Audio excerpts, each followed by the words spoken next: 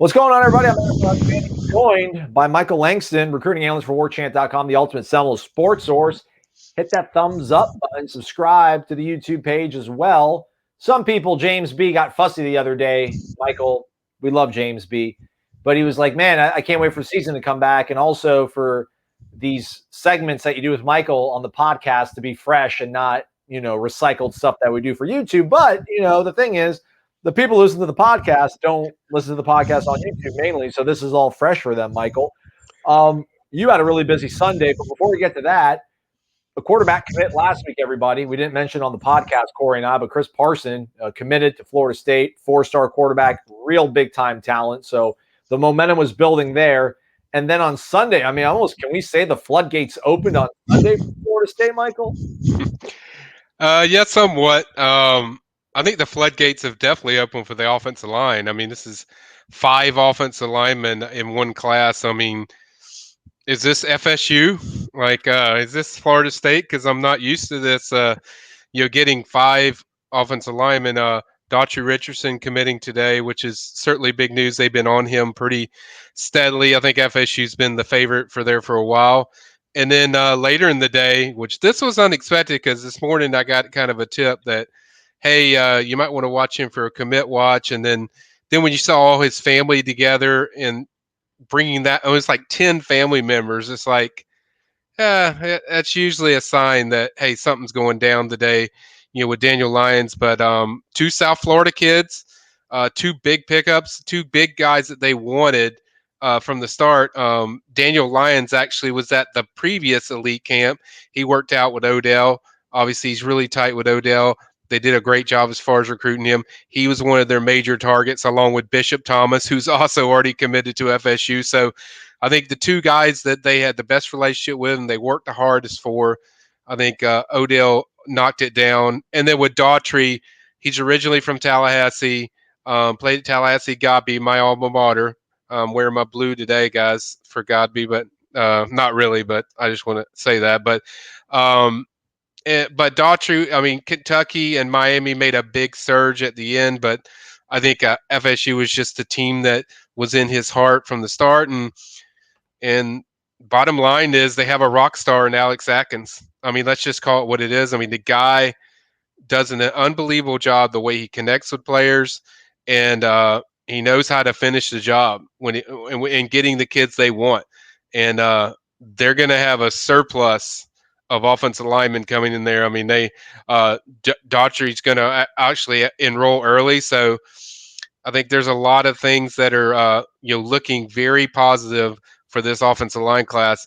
Potentially, not saying it will be, but potentially, this is probably the best class I can remember doing this since I've been covering recruiting, and that goes back to the Jimbo years, even back to 2011 or 13. I'm not. That's 16 was really good, man. Dickerson and Jawan Williams. Jawan was didn't work out, but they were really highly touted. But these guys are right on par, I would think, though. Mike. Yeah, they are. They are, and then you still have Jalen Early, who I think they look good for. That's a 4-star offensive lineman as well. Still pursuing Julian Armello, who's a 5-star, and then you also have Elijah Pritchett, who was on campus today. And I think the momentum is there with FSU with Elijah Pritchett. So I think there's a lot of positivity. When have you ever heard me talk this highly about offensive line recruiting? And then I'm talking about high 4-star guys and even a 5-star sprinkled in there. That's just not something we're used to. And like I said, Alex Atkins is a rock star. That guy is amazing. And they're doing an amazing job on the offensive line. Yeah, man. We got Daughtry Richardson in the boat, Quayshawn Sapp in the boat. He was at the elite camp, if I'm not mistaken. Kaniah Charlton in the boat, Aloba, and then to the guys that you mentioned still out there. This is a very impressive haul for Florida State, man. Daniel Lyons, that's a name that I wasn't very familiar with. How did that all kind of come about, Michael? Well, like I said, he attended the last elite camp. He came over there with his good buddy Dante Anderson, who's a 4-star defensive end, and he has always raved about Odell Haggins. Like, he's really liked Odell. Odell did the best job of just connecting with him personally, even though there was a lot of Miami chatter about Miami. I always felt like, and I've told people on our site and our board that I felt like FSU was the leader, and I think they just stayed consistent on it. And like I said, Bishop Thomas and Daniel Lyons were the two guys that we always heard the most. Now I think Bishop is the number one guy they wanted, and they got him first, and then I think Daniel they just kept pounding and just stayed consistent with their message of we need you. We feel you fit to this defense perfectly. I think he knows what Odell does with defensive tackles. That's I mean that doesn't even need to be debated or talked about. I mean Odell is a master at producing and developing really talented defensive tackles, and I think that really stood out a lot to Daniel, but also the relationships he had with Odell and the whole staff. I think there was such a high comfort there that I think FSU was the team that was what was on his mind the most. How was the elite camp overall then, Michael? I mean, our guy Travis Hunter was there. I think I saw a tweet on that. Marvin Jones Jr. was also in the house.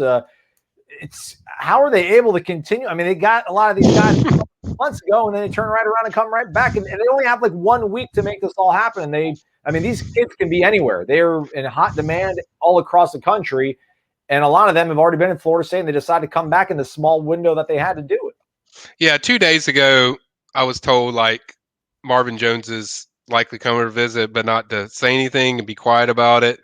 Uh, I got that from an FSU source that indicated me that he was coming over, but wait until he is there or close to being there before saying anything and indicating something. So we kind of knew that he was likely coming for a visit. The big surprise is Shaytree was with him, his dad, which is pretty cool.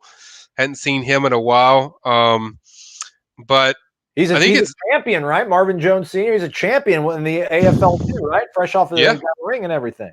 Yeah, and so I thought that was pretty cool, just seeing both of them there, and I think with Marvin, I think it really speaks to like people put tags on people with legacies like they just expect it's like a layup, and sometimes legacies are the hardest to recruit, just because you're following in the steps of somebody your father or something. So sometimes it's the hardest thing, but I mean you just can't ignore the amount of visits that Marvin Jones has taken to FSU, and we're talking about this is going to be like another 3-day visit for Marvin. His last one in June was another 3-day visit, so that's significant when you have these guys for 3-day visit. Travion Williams out of Mississippi, another defensive end, he's also visiting FSU for 3 days. So I think when you have guys that visit that lengthy of time, it really tells you, I guess, they're feeling a vibe of how much they really like that school when they're doing it consistently. The elite camp was fine, or I should call it. It's called the Seminole Showcase, from what I was told.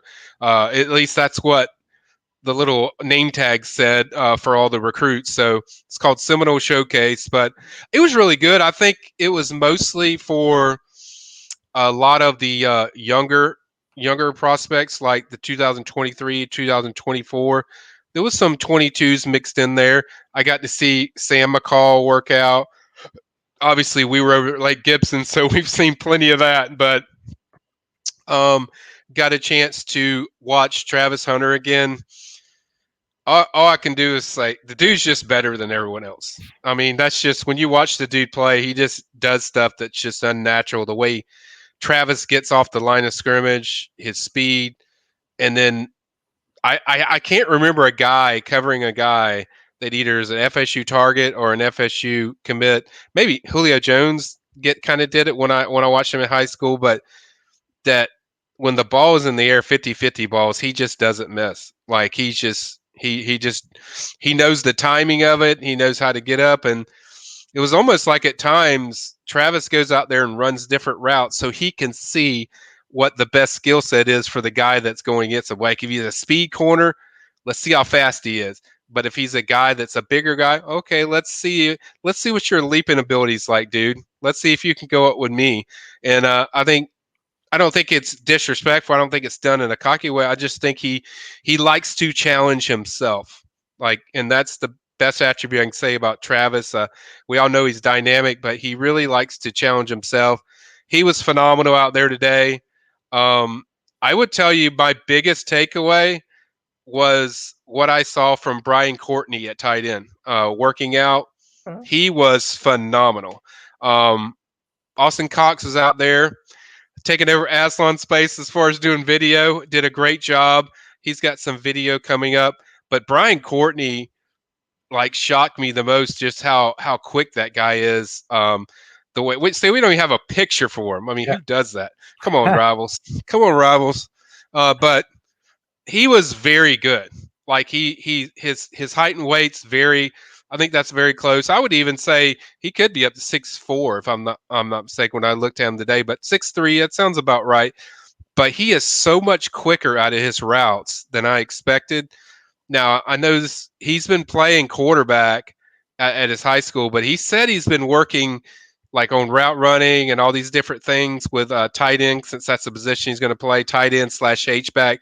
I was the most impressed by this guy because, I mean, I've seen Travis Hunter do what Travis Hunter usually does, and I've seen Sam McCall do what he did, which he was also very good. But this cat, the way he got out of his breaks and his cuts and his routes and the separation he was getting, it was very impressive. And even Mike Norvell about 2 or 3 times was like really praising Bryant. Like he was very impressed. You could tell. But this cat, like, he could be the steal of them for if you're looking at this whole class, which is number 5 in the country. This guy could be the steal. Like I'm not going to base everything on just a workout elite camp, but based on what I saw today, if he does that in games, he's going to be a guy that I think FSU fans are going to be pretty happy about. But he shocked me the most, just how impressive he was as far as this workout and this camp. So a lot of great 2023 guys I just put up literally seconds ago before Aslan buzzed me in. I just posted my recruiting nuggets and observations. So I go over every prospect. Most of them are a bunch of some of them are young guys. There's some 2022 sprinkled in there, but very good camp. Had a lot of fun. Certainly a really positive day for FSU, and yeah, they're on fire. I mean, they're on fire recruiting, and they're just doing a great job. Number 5 in the country. Someone just shot off a firework. Kind of freaked me out there for a minute, Mike. Okay. So there's a week now. So there's a little 6 days or whatever, but there's been a brief open window now here for recruiting to resume, right? So you and Austin will be busy, and Warchant 5 days. Also be busy. Yeah, 5 days.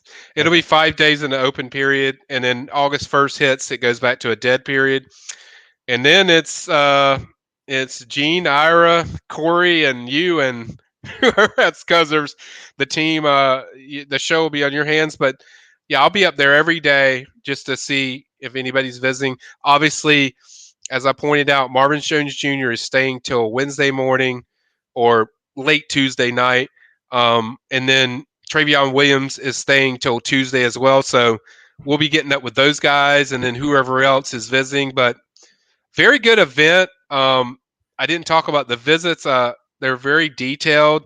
Everything's well orchestrated. Even one kid, Ty Lockwood, you can look him up. He's a 2023 4-star tight end. Now, he didn't work out, but the most impressive thing that he said to our Austin Cox today was Lockwood. There you go. Ty Lockwood, a 4-star tight end. He's visited Ohio State, South Carolina, Alabama, all these schools. And he said today, FSU is probably the best visit I've been on. So I think that speaks volumes to the level of what they're doing on these visits, the way they're connecting with players. And Ty mentioned, like, there's no lull time in between the visits where you're sitting around just bored at certain points. There's never a time where you're bored in this visit.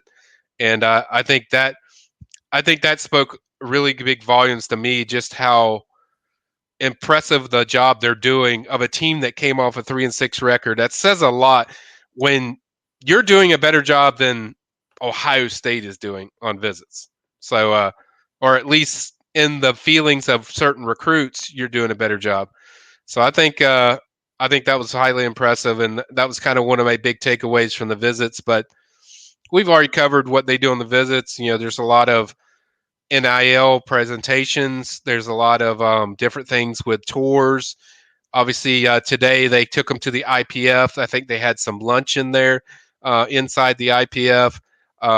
Just a lot of fun things that was very engaging to all the recruits. And if you listen to all of them, I mean, the word amazing, feeling at home, love it. I think there was like 3 or 4 kids that are 2023 kids that told me FSU's now number 1. So I think that says a lot about what this staff is doing. Present and the future very bright when it comes to recruiting. Again, all this and plenty more is over at warchant.com on the premium recruiting board. Austin Cox and obviously our own Michael Langston on the scene covering things. Michael, hey man, busy day for you. Appreciate you taking some time out coming here on the podcast and doing a video for all of us. You got it. Anytime.